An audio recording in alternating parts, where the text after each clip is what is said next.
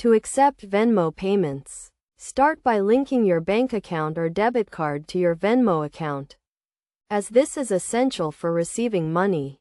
After signing up, proceed to add an account under Payment Methods and follow the prompts to input the necessary information. Once Venmo verifies your account, it will be ready to receive payments.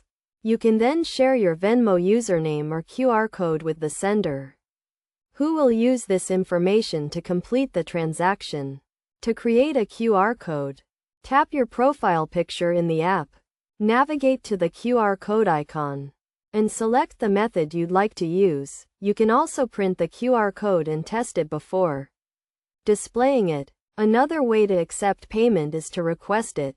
Log into your account, select Pay or Receive, find the person you want to request payment from, key in the amount and add a reason, and send the request. If the person accepts, you'll receive the amount in your Venmo account.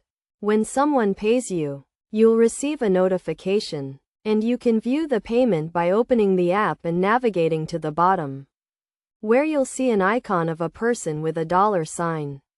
From there, you can choose to leave the money in your Venmo account or transfer it to your bank account by clicking Transfer to Bank, keying in the amount, and completing the transaction.